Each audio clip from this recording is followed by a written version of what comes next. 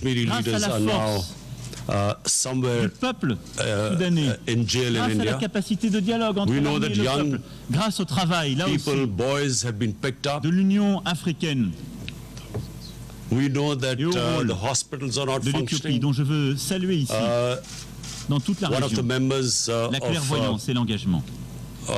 C'est ce who même came to courage see me de bâtir la paix qui belongs est to aujourd'hui Kashmir. requis told me en that Ukraine. his Le relative président suffers from Zelensky a dialysis, amorcé des premiers pas. has kidney Le problems, président so has to Poutine have a su lui dialysis. répondre. Des progrès and ces he's dernières fearing semaines for his life. ont été faits. So Nous basically, connaissons là aussi notre my horizon. whole point et les of prochaines saying étapes.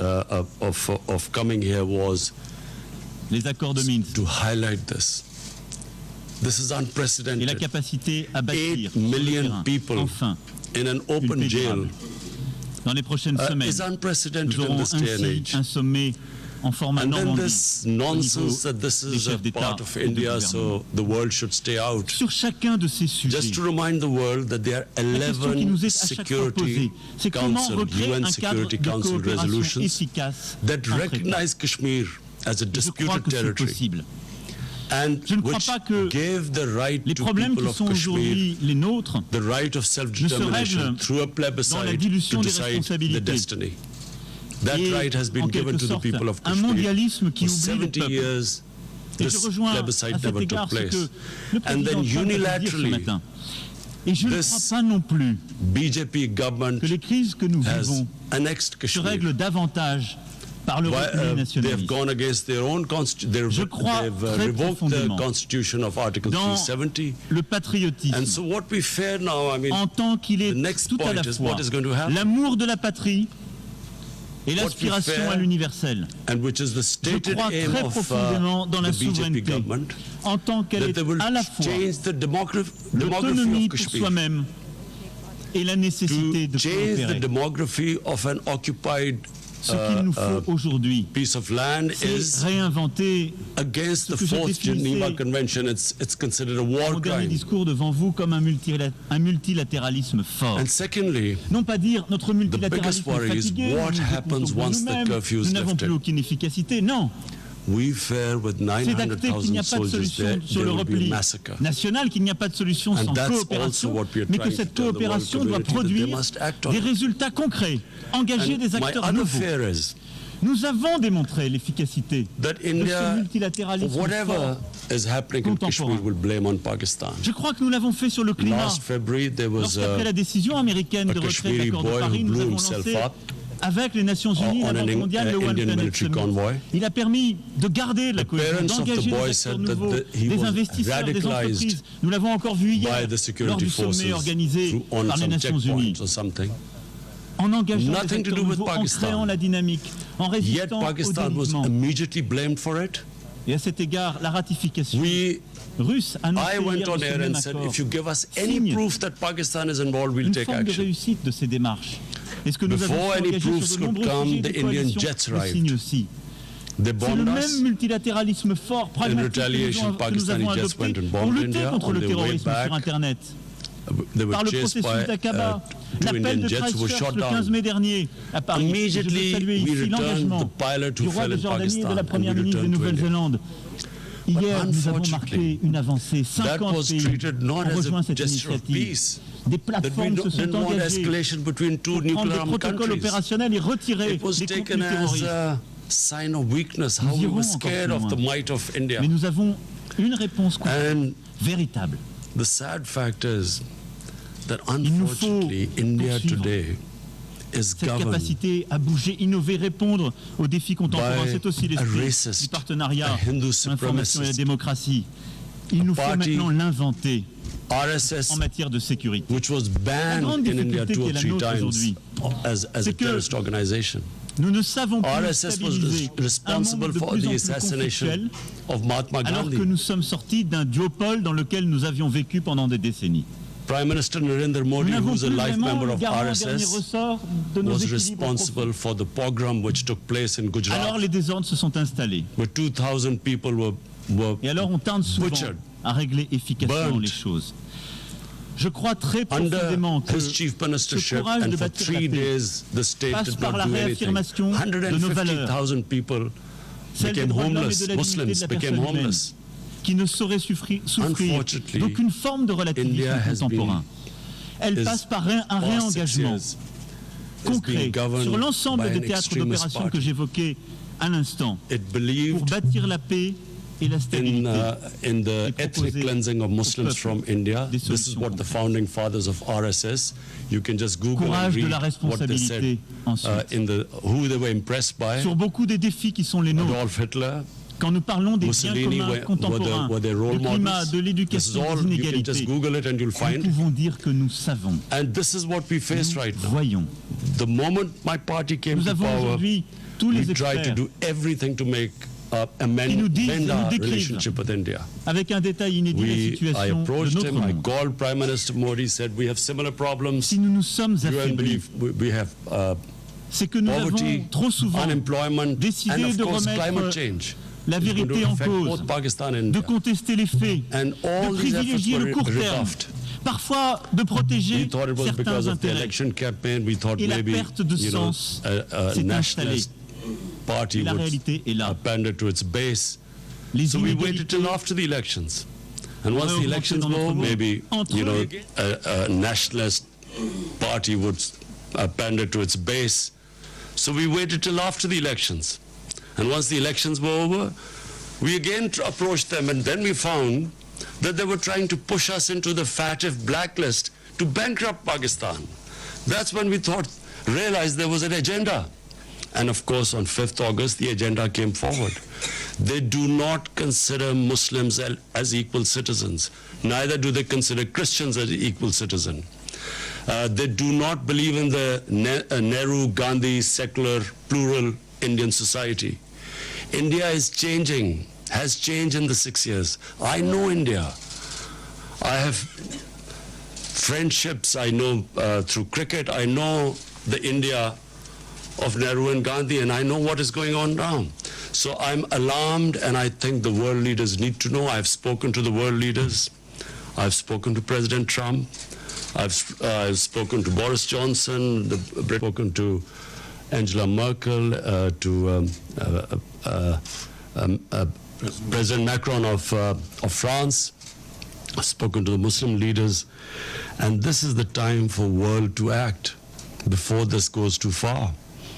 Because this is the first time after the Cuban crisis, two nuclear-armed countries are going to come face to face. And what we fear is already the statements that are being given, that terrorists are being lined up on the borders of Kashmir, waiting from Pakistan to go inside. What sort of a nonsense is this? What possible benefit is Pakistan going to have now sending in terrorists when there are 900,000 security forces there? All that will happen is that there will be more oppression on the people of Kashmir. Why would we want to, what will we achieve from that except Pakistan will be blamed, and secondly, there will be more oppression of the people of Kashmir. But this is typical. I've heard Prime Minister Narendra Modi talk about this, that Pakistan should stop terrorism.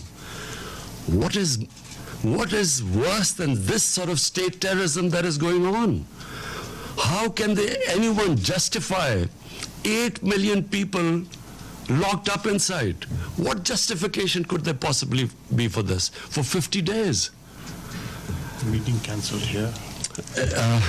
Anyway, I hope that, by the time I leave here, I will be able to apprise everyone of the situation. I also want the United Nations they have a responsibility. After all, it is the United Nations Security Council resolution that gave the Kashmiris the right of self-determination. And what is happening to them right now, responsibility lies on the United Nations too. And also, I think finally of the world leaders, the big countries, the powerful countries, I would urge them to look beyond big markets. There's certain, if this thing goes wrong, the effects will go way beyond the borders of the subcontinent. And this obsession with big markets and trade and all that, this is serious. And I again repeat, we do not know what will happen after the curfew is lifted. And my fear is that with 900,000 troops there will be a massacre. Yes, Mr. Prime Minister. Wait, Mr. Prime Minister. Michelle from Reuters, please go ahead. Thank you, Prime Minister. Michelle Nichols from Reuters. On behalf of the UN Correspondents Association, thanks so much for the news conference. There was a report earlier, as you said, you met with President Trump yesterday. There was a report earlier today that President Trump has asked you to mediate between the United States and Iran. Is that true? Can you elaborate? Has President Trump asked you to take a message to President Rouhani? Before President Trump, I stopped over in Saudi Arabia because of the drone attacks on their oil facility, and I spoke to Prince Mohammed bin Salman, and he also asked me to talk to the Iranian president. He knew I was meeting him, and so also President Trump asked me that if we could de-escalate the situation and maybe come up with another deal. So I did convey this, and yes, we are trying our best. It's an ongoing thing, so I can't reveal more. Sorry, just a quick follow-up. So, yes, you are now mediating between the United States and Iran. And when did you speak with President Rouhani? I immediately spoke to President Rouhani yesterday, after the meeting with President Trump. But I can't say anything right now more than this, except that we are trying and mediating. So how do you think the situation can be de-escalated? I'm hoping that, that there is no conflict. You see, I do not believe that conflicts actually resolve anything. I mean, we have the situation in Afghanistan, and here's me on record saying that I was anti this, the whole war in Afghanistan and Pakistan becoming part of this war. And I was told both times that, look, the war in Afghanistan will be over in a few weeks, and Pakistan will only be involved in it for a few weeks. So, 19 years down the line, we have a situation. Again, by the way, we are still hoping. I've spoken to President Trump. We are trying now to get the talks restarted between Taliban and the Americans, and hopefully if the deal is signed, which was almost about to be signed, then I would try and meet the Taliban to convince them to talk to the Afghan government then. Because until now, that's where the hitch was. Taliban were talking to the Americans, but not to the Afghan government. So Pakistan is affected by this, by all the turmoil in Afghanistan. We desperately want there to be peace, also for the sake of people of Afghanistan. Also, this would be a tragedy for not just Pakistan, but I mean for all developing countries with their budgets being affected if this war takes place and the oil prices shoot up. It's going to cause much more poverty, so we'll try our best in both cases. Thank you. James, Al Jazeera, and after this, if I can't identify somebody, please identify yourself before you ask a question. James, go ahead. James Bays from Al Jazeera. On Kashmir, I've heard absolutely everything you've said, but I still want to ask this question. You're here in New York. Prime Minister Modi is here in New York. You both had meetings with President Trump. Is there a possibility of face-to-face diplomacy? Is there a chance for diplomacy on Kashmir? Look, before 5th August, Pakistan tried everything. I spoke to President Modi too, saying we have similar problems. Our problem is poverty, above anything. The responsibility of the head of state above anything is to get people out of poverty. And conflict is one that creates poverty. And sadly, as I said, there was no response. Now, after the 5th of August, I'm afraid what is the point of talking now? What they had done to Kashmir, unless and until they lift the curfew and then restore that Article 370, there's no chance of talking. So that's why we've asked President Trump and other world leaders to intervene. The lady in pink right here. Thank you very much. Mr. Prime Minister, you're a man of enormous sophistication, and you're aware, I know, that there are very often forces behind the kinds of conflicts you're facing now. You have mentioned the Security Council.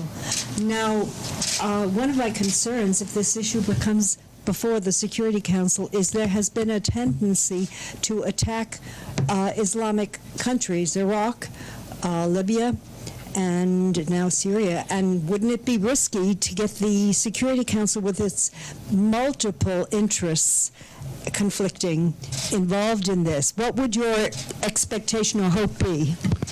The responsibility is peace and security. Look, I mean, if ever the Security Council has to move, it's now.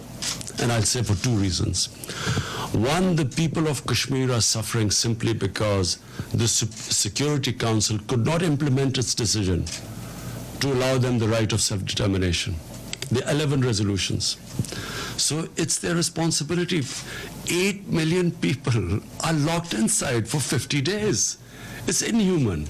So what is the Security Council for then? Second, this has a potential of the unthinkable. Two nuclear-armed countries face to face.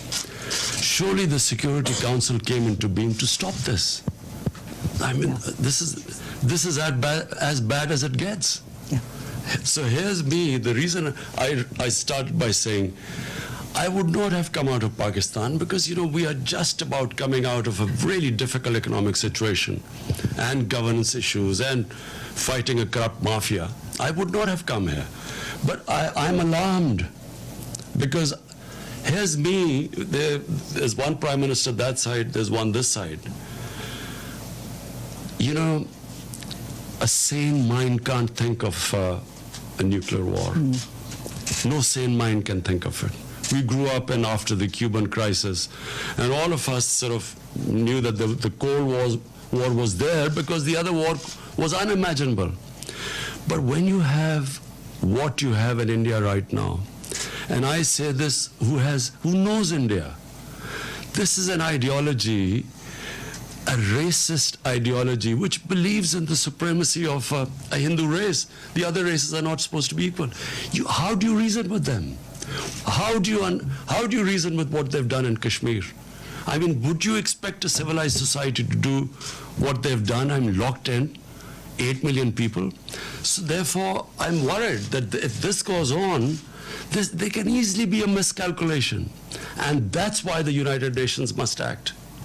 Mr. Prime The Minister. lady in the white suit at the back, please identify yourself. We'll come to you, Mateen, in a minute. Let's just take some Anqa members. Thank you very much. My name is Nazira Azim Karimi. I'm Afghan journalist. Mr. Khan, as Afghan people have a high expectation from you, because you're peace ambassador, you are very famous soccer player. Million of Ball game, more or less the same.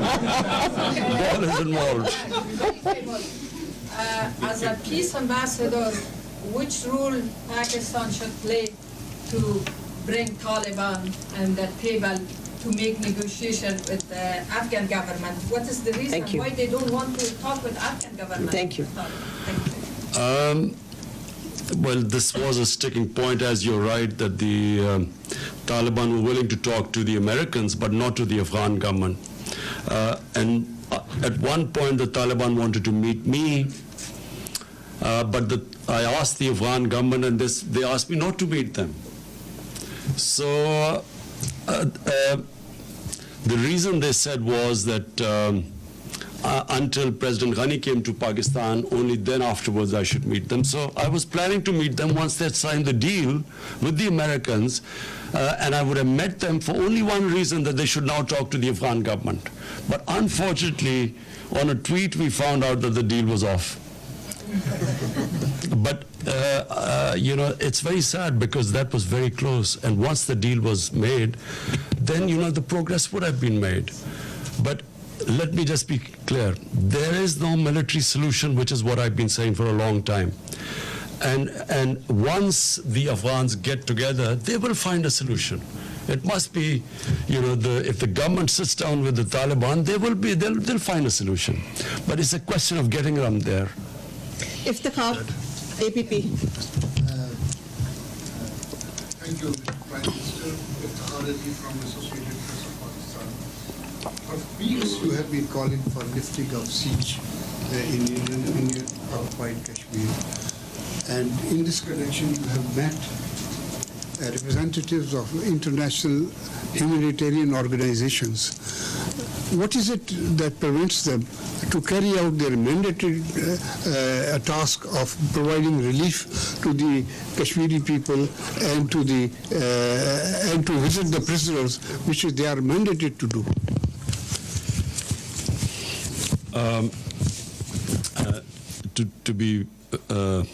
To be absolutely frank, I am a bit disappointed by international community. I'm disappointed first because, if 8 million Europeans were put under siege like this for 50 days, or Jews were put under siege, or Americans were put on siege, well, forget Americans, even 8 Americans were put under siege, but I'm talking about any other, would the reaction have been the same? They make statements and there is no pressure as yet on Narendra Modi to lift the siege. So we will keep mounting the pressure. And I will tell the UN, I'm speaking on Friday, I will tell them that if there is a massacre, what are 900,000 troops doing there? When India says that, these Pakistan is sending these terrorists, 500 terrorists, what can 500 terrorists do in front of 900,000 troops? Why would you send 500 terrorists as what they're saying? 900,000 troops are not to fight terrorists. They are to control, intimidate, and subjugate a population. And population, the entire Muslim population, This is why it is going to have repercussions far beyond Kashmir. Because 1.3 billion Muslims are watching this. Where is the world community? Where is the international community? Where are laws? United Nations Security Council had given them that right of self-determination. And what is happening to them now? So this will have repercussions. It's going to create radicalization. This is going to get worse. I'm flagging it right now because this is just the beginning. Once the curfew is lifted, God knows what is going to happen after that. Do they expect that the people of Kashmir, who've already lost 100,000 people in over 30 years, do they think that just because India has revoked Article 370, they will quietly accept the status quo? They will accept that India has taken over and annexed Kashmir? Of course, this is going to be there's every likelihood of there being a massacre. So the world community will be responsible. Mateen Haider. Can I just add to what the Prime Minister said to your question, sir? The President of the ICRC met the Prime Minister yesterday, and he said that in order to go and operate in Jammu and Kashmir, Indian occupied side, they need permits. They've applied for permits, and they have neither been refused nor been given permits. So practically, they're inaccessible. Yes, Mr. Prime Minister over here, Madina, did you give me this now? So you just expressed disappointment over international community's cold response. But you are saying at the same time you are making all efforts, meeting world leaders. What is the reason India is unmoved? And when you met President Trump, again he said that he is ready to mediate if requested. So when he will be requested, and second part of it, how serious is the threat of attack or adventure from the Indian side, and what is your defense preparation? Do we have the capability to thwart any possible aggression from India with full force? Thank you, Mr. Prime Minister. Look, disappointed because I really feel, not as a Pakistani Prime Minister, as a human being, I feel disappointed that how can the world community stay quiet when 8 million people are being treated worse than animals? It's just simply disappointment coming from there. Secondly, I know why why the response is lukewarm. And I know why Mr. Modi is not pushed at the moment. The reason is because India, people look upon India as a market of 1.2 billion people. Sadly, sadly, this is what is happening. Material comes over the human.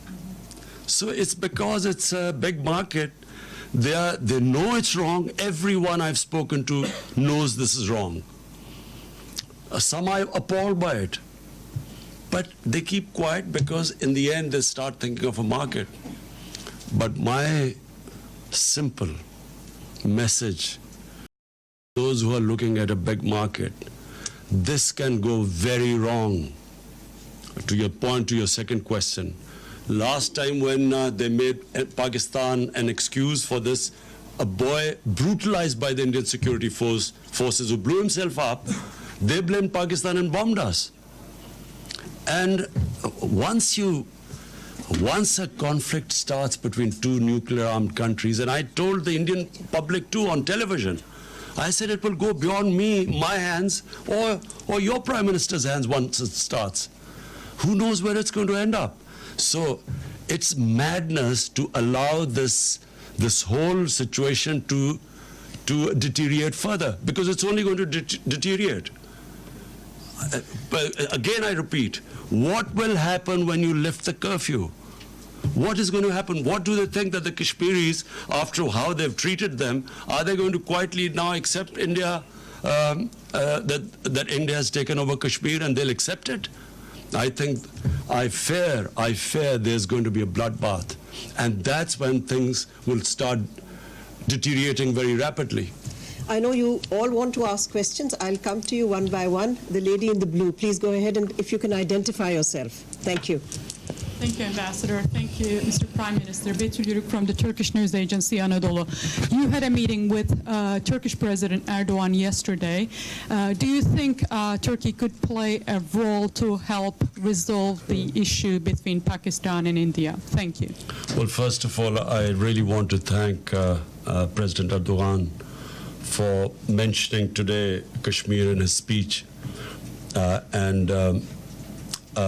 We really feel that I hope that after him more leaders take his lead and at least ask India to lift the siege. We have a very, very good relationship with Turkey, and President Erdogan is coming over to Pakistan next month, which we hope to receive. We hope to increase our trade, all sorts of, we're going to have financial agreements with Turkey. And yes, we're very thankful that the President has taken a very principled stand. Please go ahead. We'll come to you, sir, in a minute. Thank you. Thank you for the press conference, Mr. Prime Minister. My name is Ibtisam Azim from the Daily Arabic Al Arab Al Jadid newspaper. My question to you is, you said that you will keep mounting the pressure. Could you tell us which steps are you going to take? And then to which extent are you afraid that the situation of Kashmir will be very similar to what's happening in the occupied Palestinian territories, where you have a lot of resolutions, a lot of sympathy, but on the ground there is no concrete steps to help the local people. Thank you very much. You see, just like until the Palestinians are given a just settlement, there will always be a problem there. But you know, of course, Israel is very powerful and probably at the peak of its might. And so for the time being, they've put a lid on it. But eventually there has to be some settlement there, with a just settlement where the Palestinians have a homeland. I think that Kashmir is going to be a bit different. For 30 years, people of Kashmir have wanted this freedom movement has grown. Today, the act done by the Indian government of shutting people in their homes for 50 days has alienated the entire spectrum of Kashmiri public. There were at times people who were pro-Indian and who were, you know, as I say, there were Kashmiri leaders like Umar Abdullah and Mehbooba Mufti who were pro-India. today no one will be able to ever get a vote in Kashmir who's pro-India because of what they've done. And they've actually, what the BJP government has done is it has actually told the Kashmiris that you're not equal human beings.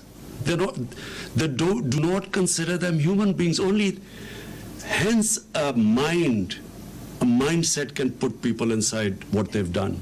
And not thinking through what happens once the siege is lifted. I do not think Narendra Modi knows what's going to happen. The gentleman right here. Yes. After this, we are going to have an OIC summit meeting. We will gather all the Muslim countries simply for one thing. The only reason the people of Kashmir are being subjected to this is because they're Muslims. And this is resonating in 1.3 billion Muslims.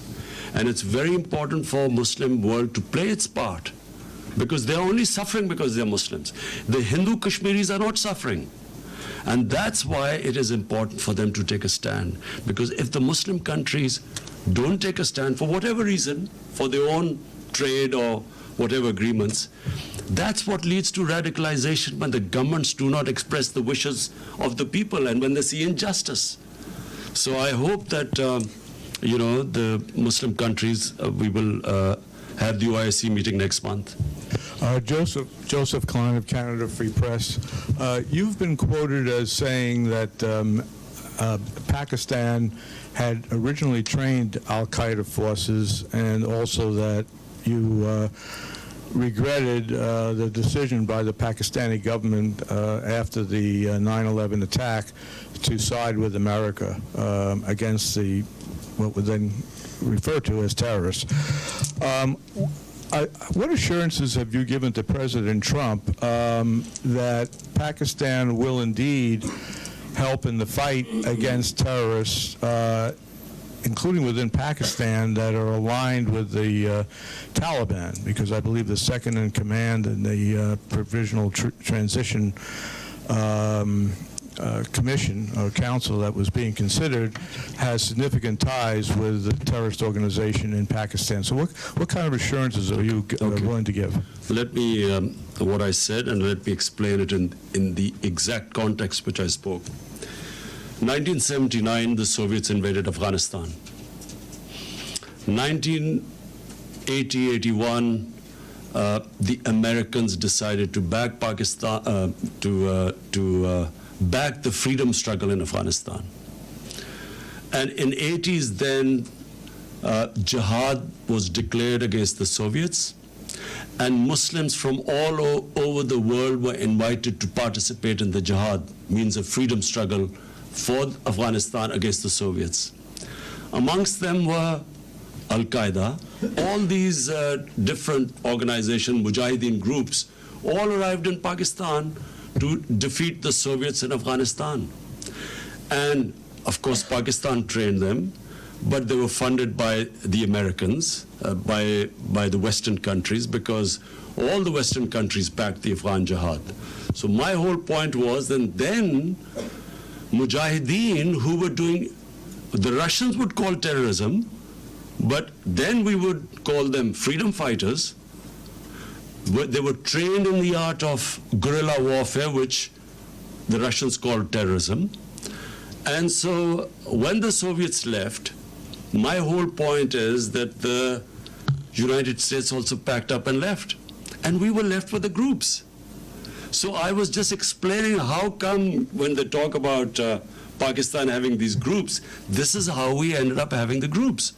If it would have been, which is what we hope now, we hope that there's a proper transition from Taliban, from when the Americans pull out of Afghanistan. We hope there's a transition to a proper political solution, rather than just packing up and going as happened in '89. There will again be chaos in Afghanistan.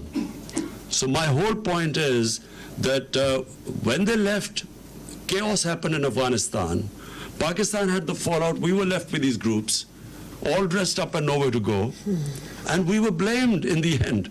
After 9/11, when the same groups from Mujahideen turned into terrorists, Pakistan was blamed for it.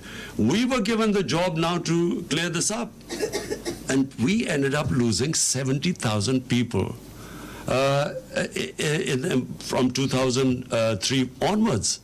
And so my whole point is that either we should not have participated in the Afghan jihad. Once we had participated, then we should not have been part of the American war on terror, because they turned the people who had been trained against the Soviets and foreign occupation. When the Americans occupied Afghanistan, they turned on Pakistan. Azim Mia and then Jahzeb of ARY. Azim Mia, please go ahead. Mr. Prime Minister, now you have met President Trump, so he has met Modi also. He has met him on both sides, and looks like he has got a tilt towards India. So that's one option. Secretary General says that the resolutions on Kashmir were not under Chapter 7. So according to the procedure of the Secretariat, Chapter 6 resolutions are non-binding.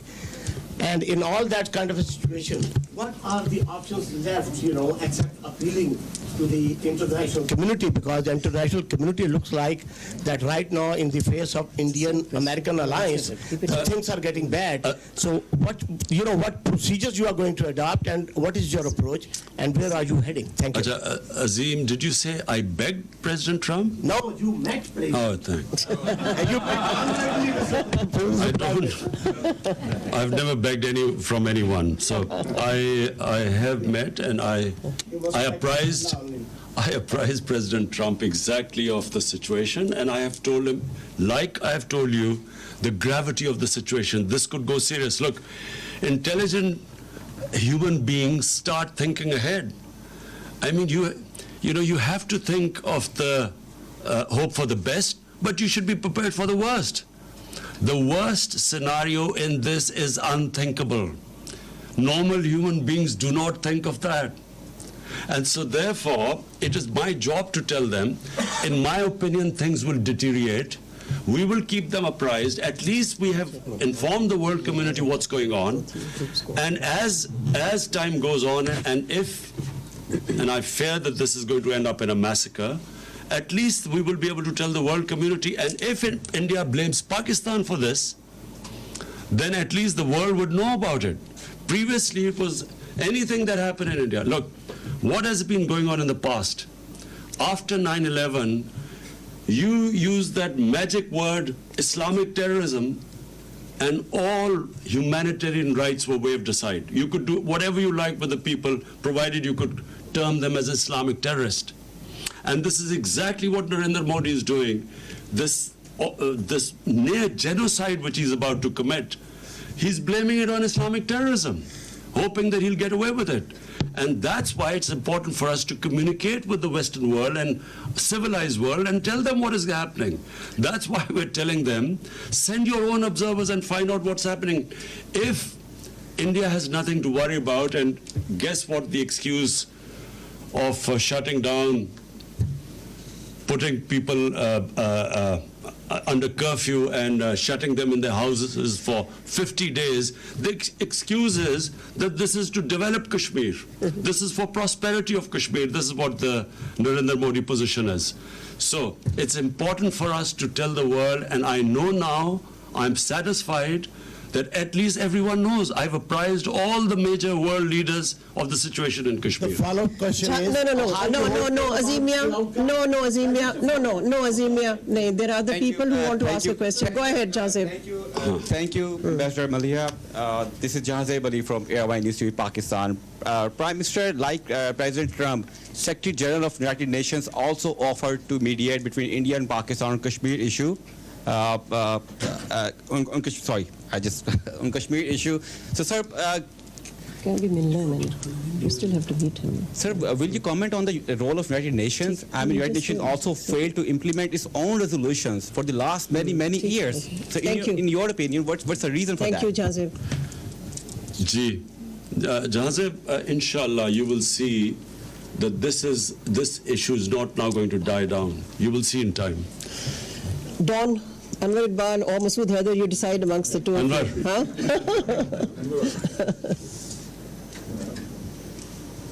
Sorry. I have a very brief, very simple question. You are here, met world leaders, you will be speaking in 2 days, and you will go back. What other options do you have now if the international committee does not respond? Look, well, let's be straight about this. What options have we got apart from this? I mean, we can't attack India if, clearly that's not an option. Apart from that, we are doing everything possible. Apart from starting a war, we are doing everything possible we can. We are all the time exploring every possibility. We're making sure every world leader knows about the situation. I will be speaking on Friday as well, and I will try my best to make the world understand. And then media, I'm going to, you see, I believe that the media is very powerful. The Western media, I had meetings last night, and I realized that a lot of them already know what is going on. And so I know what happened in Bosnia. When the ethnic cleansing of Muslims started in Bosnia, for a while the world did nothing. But the media put such a pressure that eventually the world had to do something. And I believe that in Kashmir, it's exactly the same thing will happen. Even though countries are worried about their economic interests and markets, I believe that this is a much bigger issue than markets and economic interest, and eventually the world will be interested. Let's take Hassan from the Daily Times. Mr. Prime Minister, in the past we have seen we had General Musharraf 4-point formula, and we also had a Chenab formula.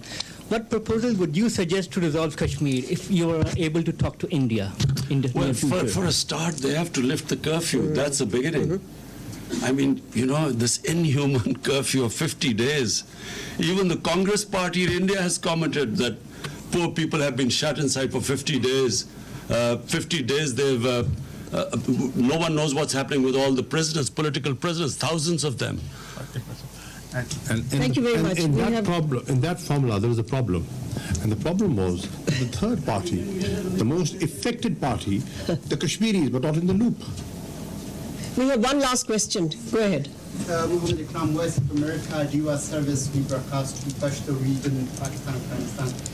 Did Trump ask you to play some role or active role in Afghanistan? And did he told you something about to put some pressure on Taliban? And what were you told? I'll repeat what I said. We were very surprised because the deal was about to be signed when from a tweet we found out that the deal had been broken. So what we hope is that, and what we will try and do, is to actually get back that deal to be signed. And then Pakistan will do its best to get the Taliban to talk to the Afghan government. If you did everything expected of us. We're done. Prime Minister, as we know that there is no word of disappointment in your dictionary. Really appreciate as you have conveyed Pakistan's narrative loud and clearly across the world.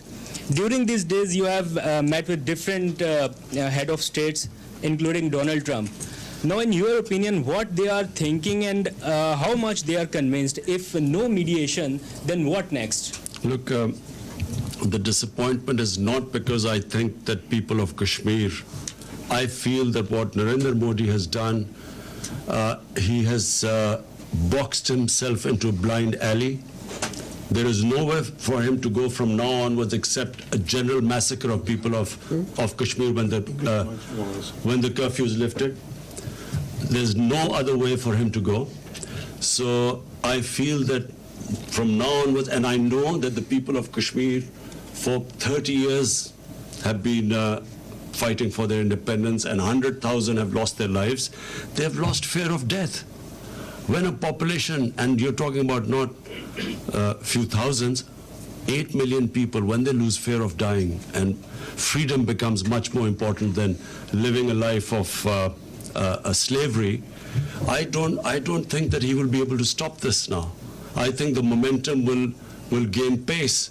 So I'm not disappointed about where it is headed, because I know that this will eventually now end up in freedom for people of Kashmir. What I'm disappointed is that for some reason, countries put their economic interests ahead of human beings. This is the same with climate change. Countries, because of not wanting to lose their growth rate, do not realize that what impending disaster this climate change is bringing to the world. Neither do countries, for instance, which I'll be speaking about.